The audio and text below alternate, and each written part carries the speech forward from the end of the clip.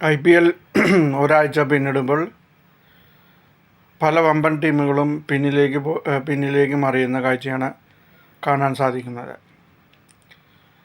പല വമ്പൻ താരങ്ങളും ഒന്നും ചെയ്യാൻ പറ്റാതെ പുതുമുഖങ്ങൾക്ക് മുമ്പിൽ മുട്ടുമടക്കുന്ന കാഴ്ച വളരെ രസകരമായിട്ടാണ് കാണാൻ സാധിച്ചത്. കോഹ്ലിയൊക്കെ പുതുമുഖങ്ങളുടെ മുമ്പിൽ തോറ്റ് തുന്നം പാടുന്ന അവസ്ഥയിലെത്തി ഇരിക്കുകയാണ്. IPL ഏറ്റവും പൈസ കൂടിയ താരമായ പന്ത് ഒന്നും ചെയ്യാൻ കഴിയാതെ വിറങ്ങലിച്ച് നിൽക്കുന്ന അവസ്ഥയാണ്. പുതുമുഖങ്ങൾക്ക് മുമ്പിൽ വിറങ്ങലിച്ച് നിൽക്കുന്ന അവസ്ഥയാണ് IPL കാണാൻ സാധിച്ചത്. പല വമ്പൻ താരങ്ങൾക്കും കൂറ്റൻ തുക കൊടുത്താണ് പല ടീമുകളും സ്വന്തമാക്കിയിരിക്കുന്നത്. എന്നാൽ പുതുമുഖങ്ങളെ സ്വന്തമാക്കിയിട്ടുള്ള കുഞ്ഞൻ ടീമുകളാണ് ഇപ്പം മുൻപന്തിയിലേക്ക് എത്തി വരുന്നത്. പുതുമുഖങ്ങളുടെ മുമ്പിൽ പല പഴയ താരങ്ങളും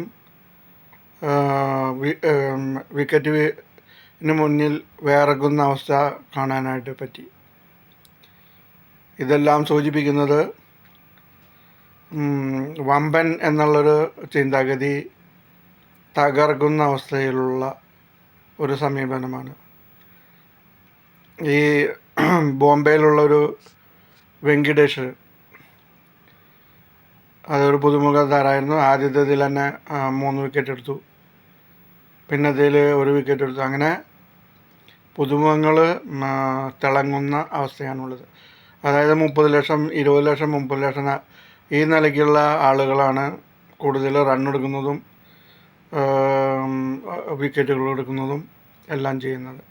വമ്പൻ താരങ്ങൾക്ക് ഒന്നും ചെയ്യാൻ കഴിയുന്നില്ല. അതാണ് ഈ IPL നിന്ന് മനസ്സിലാക്കുന്നത്. ഈ KL രാഹുലിനെ പുറത്താക്കി പന്തിനെ എടുത്ത ലക്നൗ ടീം ഇപ്പോൾ ഖേദിക്കുന്നുണ്ടായിരിക്കും.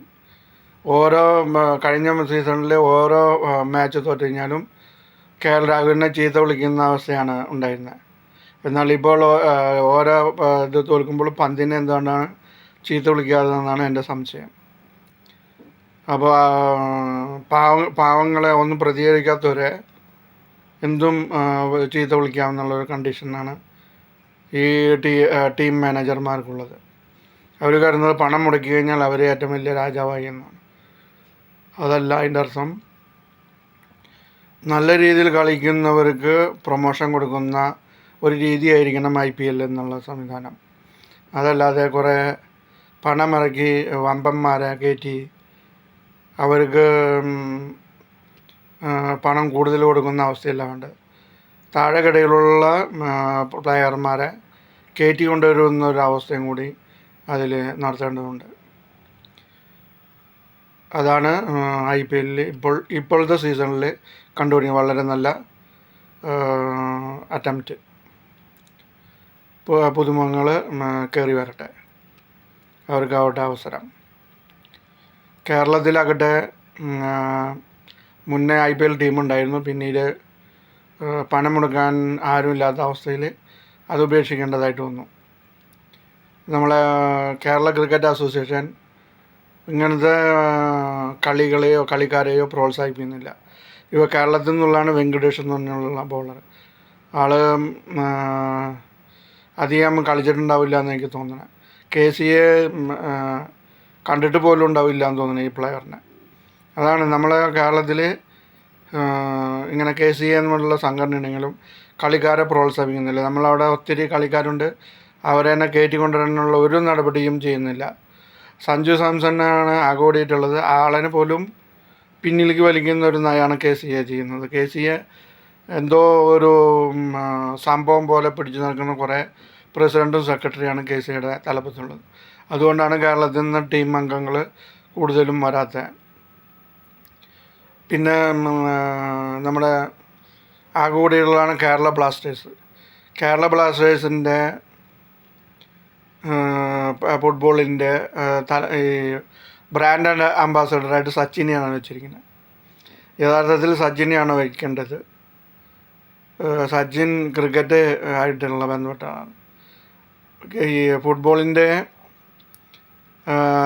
ഇതിൻ്റെ അംബാസഡറായിട്ട് ഇന്ത്യൻ നാഷണൽ ഫുട്ബോളിൽ കളിച്ച് പരിചയമുള്ള ആളുകളെയാണ് അംബാസഡറായിട്ട് വെക്കേണ്ടത്. സത്യനെ പോലെയുള്ള, പാപ്പച്ചനെ പോലെയുള്ള ആളുകളെയാണ് വെക്കേണ്ടത്. എന്നാൽ അതിന് പകരം വേറെ ആളുകളെ വെച്ച് ആ ടീം എന്തോ വലിയൊരു കൊമ്പത്തുള്ള പോലെയാണ് പലരും കൊണ്ടുപോയി നടത്തുന്നത്. നമ്മൾ നമ്മുടെ ആളുകളെ തിരിച്ചറിഞ്ഞ് നമ്മുടെ ആളുകളെ പ്രോത്സാഹിപ്പിക്കുന്ന രീതിയിലേക്ക് എത്തിച്ചു കൊണ്ടുവരണം. അതാണ് വേണ്ടത്. നമ്മളിൽ തന്നെ എത്രയോ ആളുകൾ കളിക്കാരുണ്ട്, അവരെ തന്നെയല്ല ഇതിലേക്ക് അംഗങ്ങളിലേക്ക് കൊണ്ടുവരേണ്ടത്. അതില്ലാതെ വേറെ ആളുകളെ അംബാസഡറായിട്ട് വയ്ക്കുക. വെച്ചതുകൊണ്ട് കുഴപ്പമൊന്നുമില്ല. പക്ഷേ ഫുട്ബോളിൽ സച്ചിൻ്റെ അംബാസഡറായി വയ്ക്കേണ്ട കാര്യം എന്താ? ഇതാണ് നമ്മളെ ടീം അംഗങ്ങൾ, KCA ആയാലും ഫുട്ബോൾ അസോസിയേഷൻ ആയാലും എന്തോ ഒരു കൊമ്പത്തിരിക്കണ പോലെയാണ് അവരുടെ ഒരു സ്വഭാവം. അത് മാറണം. നമ്മുടെ ആൾക്കാരെ തിരിച്ചറിയാനും നമ്മുടെ ആൾക്കാരെ പ്രോത്സാഹിപ്പിക്കാനുള്ള സംവിധാനമാണ് ഇത്തരം കളി സംവിധാനങ്ങൾ.